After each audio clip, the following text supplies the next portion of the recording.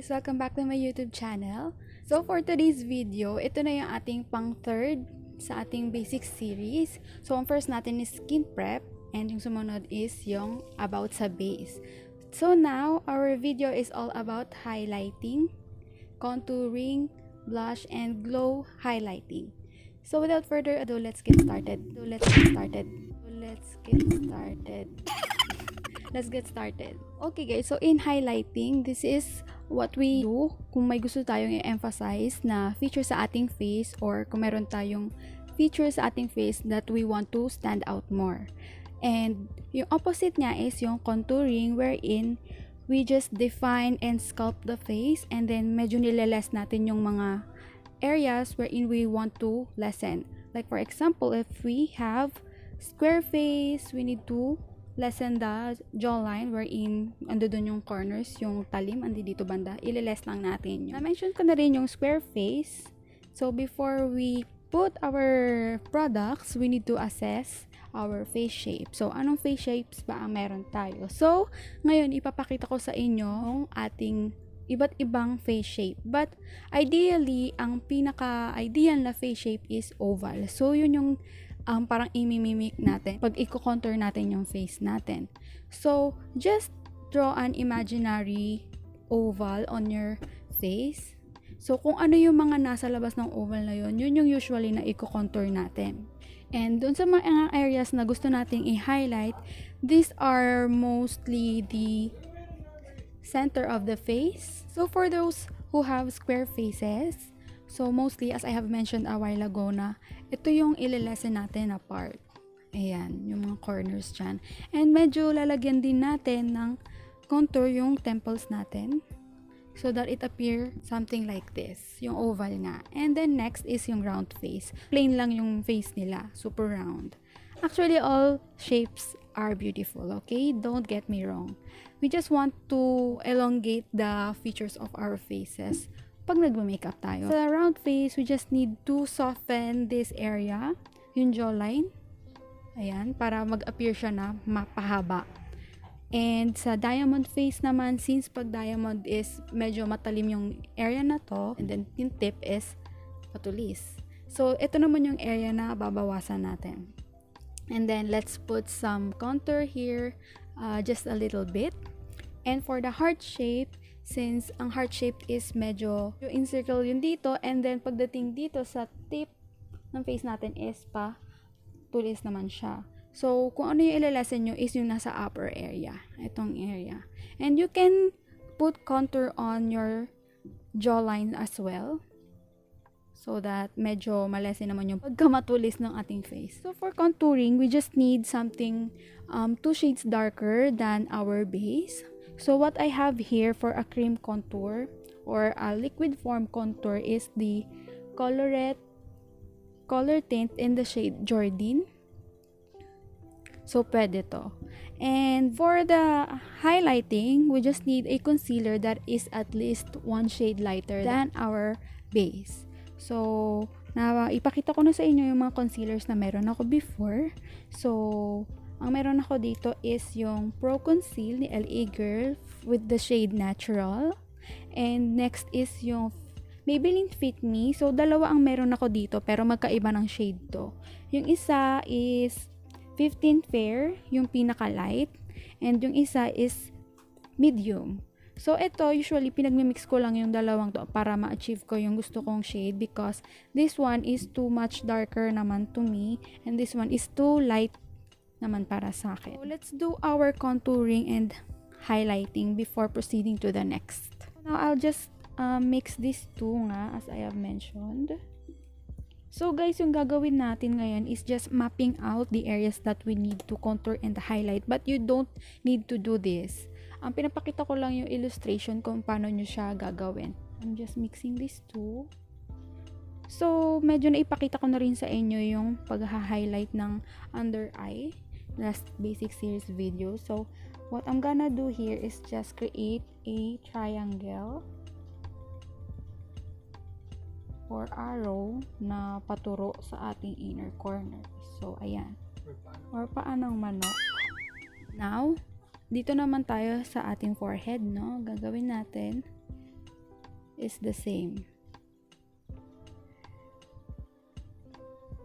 You need to make sure na magfo-focus ka lang dito sa area na to. Itong gitna lang, no? Yung half lang ng face mo na yung gagawin ko. And now, yung chin naman natin. Okay lang naman na messy itong part na to kasi we're gonna blend this. And sa ating nose. So, manipis lang yung kailangan natin sa nose. And then, on the tip of it. Those areas that we need to bring forward, yun yung mga lalagyan natin ng highlighting concealer. Now, mag-proceed naman tayo dito sa ating contour. So, this is actually oil-based contour. Merong iba-ibang klase ng contour and highlighting concealer. I mean, highlighting, may powder form, which is yung matte lang na powder. Something like this.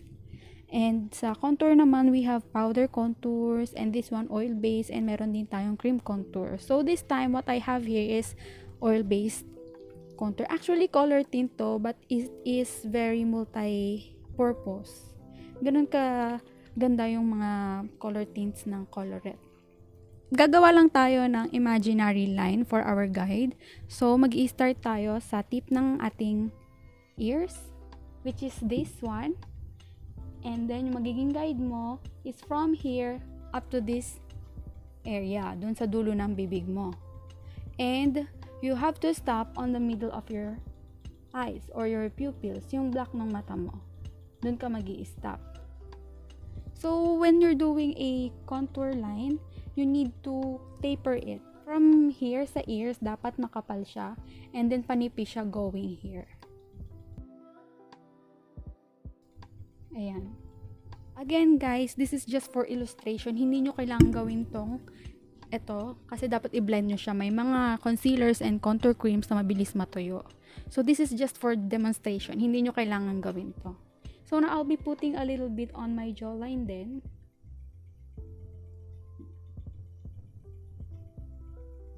So, here naman, okay lang din maging messy kasi i-blend natin. Or if you want your chin to appear, you know, smaller or tapered, you can bring it up. There.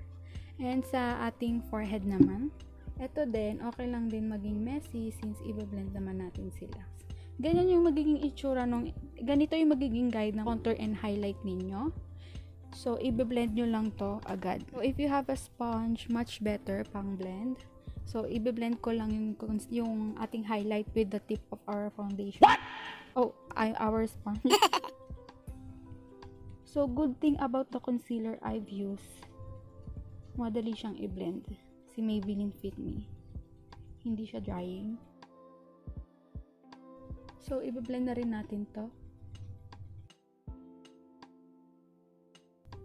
So, for blending naman ng ating contour, make sure na pataas yung ating blend, but not dragging your sponge. So, same lang din ng concealer last time na sinabi ko. Hindi nyo i-drag yung sponge nyo para hindi umangat yung product sa ilalim niya. And then, connecting it on the contour we made here.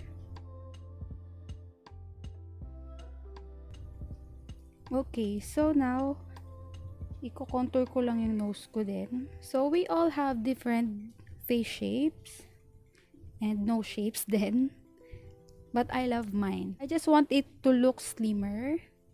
So what I'm gonna do is put it here and then connecting it a bit on the brows. So you just do the same on the other side. So there, as you can see guys, medyo wider yung pagka-contour ko dito sa ating brow area so that connected yung magiging itsura niya and hindi siya mukhang linya lang talaga. Same with the other side. So now, the different thing that we're going to use on this one is a brush. Hindi tayo gagamit ng sponge. Gamit lang ako ng dense na brush katulad nito.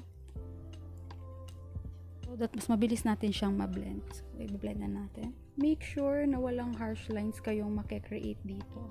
Put it under the nose as well to make it look more defined. So, to lessen the harsh lines, your brush should be in a circle motion. But be careful kasi baka mapunta naman sa ibang lugar yung ating nose contour. Okay guys, so I will just compare the other side. Ito guys yung contoured side. So it looks more defined and sculpted. And ito naman yung side na hindi pa contoured and highlighted. So there.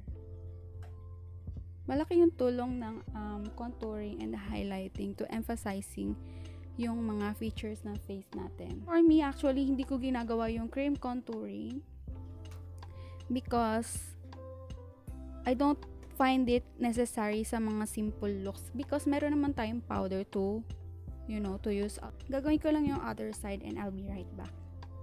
So now, let's proceed on a cream blush. So, blush gives a glow and life to our skin. So the cream blush or the liquid form blush that I have here is from Colourette as well, in the shade Ava. As I have mentioned kanina na hindi naman needed na in cream form lahat. But just for the sake of this video, ipapakita ko na rin sa inyo. Meron tayong iba-iba ring pag-apply ng blush. That is according to face shapes as well. But for me, blush is according to age and on how you prefer to wear it. Because marami na rin nauuso na mga pag-wear ng blush ngayon. So for now, I'll be doing that one that makes us young looking, which is yun yung ilalagay lang siya sa top of our cheekbones and dragging it a bit on the temples. So nilagay ko siya dito and then ikakalat ko siya ng konti para hindi parang stamp yung itsura niya sa ating cheeks. Ilalagay ko siya dito sa aking cheekbones, sa taas, and then dragging it a bit here. So, ang maganda kasi dito sa mga cream or liquid form ng products na ganito is that mas na-achieve mo yung natural lang na look. And most especially kung hindi na kayo magsiset ng powder nito. Maganda lang siya kasi pwede mo siyang i-build up. Hindi katulad na kapag super pigmented siya. Mahirap na siyang bawasan. Unlike kapag mga ganito, maganda siya kasi mas ma-achieve mo lang yung natural looking na finish ng makeup. So, meron din tayong isa pang kind ng makeup look which is yung trending na drunk blush, wherein it's just a regular blush here and then you'll drag it on the nose. So, both sides yun. Meron din ganong technique but they differ on the colors. Drunk blush, this is more on a pink undertones. Yung talagang glowy lang, something like this. Sa mga sun-kissed naman, it has a orange undertone that mimics ng parang, alam mo yun, parang sunburn in a beautiful way. And yung isa naman din is yung flushed lang na blush wherein dito mo lang siya ilalagay, hindi mo siya i-drag kahit saan. Nakafocus lang siya dun sa cheekbone. So that look is just parang nakita mo lang yung crush mo. Maganda rin yun, guys. So this one, technique to para maging young looking. Okay, now, actually guys, finish na tong ating contouring, highlight, and blush. We can actually use a highlighting cream, yung may glow. We can use something like this. Itong Glam Glow Illuminating Moisturizer. We can top it here. But since magpa-powder pa din tayo for this look, pero ito, okay na siya. For contouring, highlighting, and blush, ito na yung magiging look nyo. Just add eyeshadow, mascara, lips, then you're done. And this is preferred by those who have dry skin. So for now, we'll be doing the powder forms ng contouring, ng blush, and ng highlight. But ang highlight na gagamitin natin this time is a glowy one. So highlighter din kasi yung tawag sa mga ganito, yung may shimmer, kaya yung may glow lang, ganon. So let's go. So naisiset ko muna yung ating under eye, and as I have told you sa last video natin, make sure na blended yung ating under eye before setting it with powder. So So, since kanina pa to nandito, medyo nag-crease na siya. Ayan. You need to make sure na blended yan before putting a powder. Lalo na yung sa lid area. Ayan, nakikita nyo, nag-crease na siya. It's because of the oil ng lid natin. Kaya naghihiwala yung product. But, no need to worry kasi you just need to blend that and then everything's okay. Now, set it with powder. So, sometimes, people use yung pressed powders to highlight na rin at the same time. I'll be using this Coty Airspun in the shade Translucent. So, nakaka-brighten din naman to ng under eye.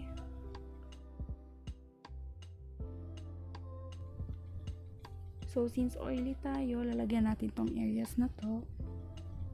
Yung nose. The T-zone.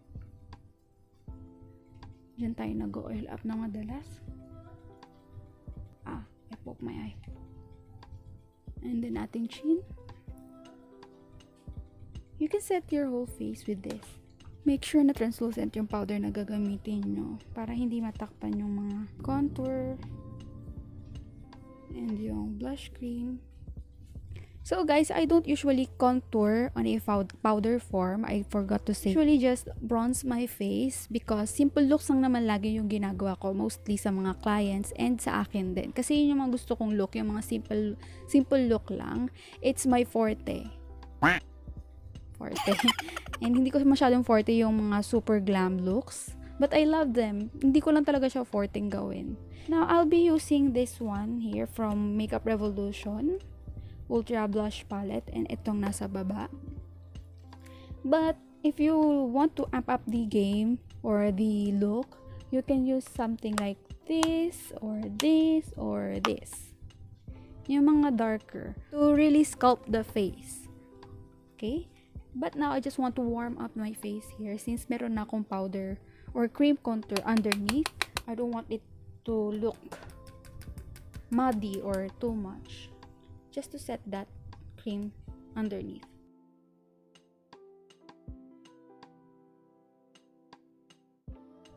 So now let's proceed sa blush nam. And ito yung pinaka-favorite kong gamitin. And obviously, pudpud na siya. So, ito yung URCCI blusher. Connect it a bit on your contour or bronzer.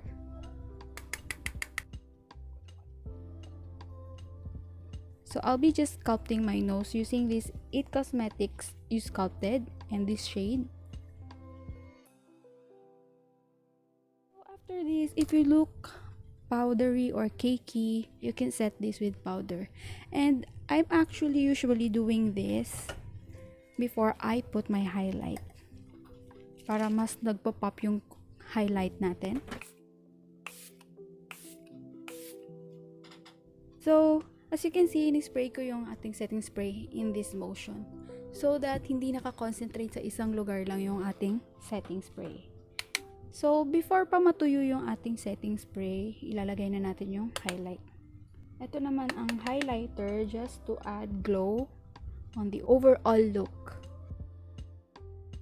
On the chin, on the top of the cheekbones, there. On the tip of the nose and on here sa forehead din. Very minimal lang. Okay guys, so there you have it. Ito na ating finished look. Naglagay ako ng konting eyeshadow on our lids. Tapos naglagay na rin ako ng lip color. I used the Maybelline Superstay Matte Ink in the shade Amazonian on my middle part lang ng ating lips. Parang gradient effect, ganon. And sa eyeshadow, ginamit ko lang itong Makeup Revolution. So guys, sana may natutunan kayo sa ating video for today. Sana medyo nakatulong kung gusto nyo matuto kung paano mag-contour, highlight, and kung ano na rin ang mga techniques sa pagbablush, and so on and so forth. Kung nagustuhan mo tong video, alam mo na ang gagawin, di ba? Just click that like button down there, and kung hindi ka pa nagsusubscribe sa channel ko, ano pang hinihintay mo? Pindutin mo na yung subscribe button dyan, and itamay mo na rin yung bell button as well so that updated kayo sa lahat ng videos na i-upload ko in the future. Click all so that mas sama-sama tayo sa mga susunod na videos. Notified ka. Kung may mga suggestions kayo ng mga gusto kong gawing videos on this channel, just comment it down below. So, please abangan nyo pa ating mga basic series, hindi pa tayo tapos. And ayun guys, please subscribe. Thank you so much guys for watching, and I'll see you on our next video. Bye!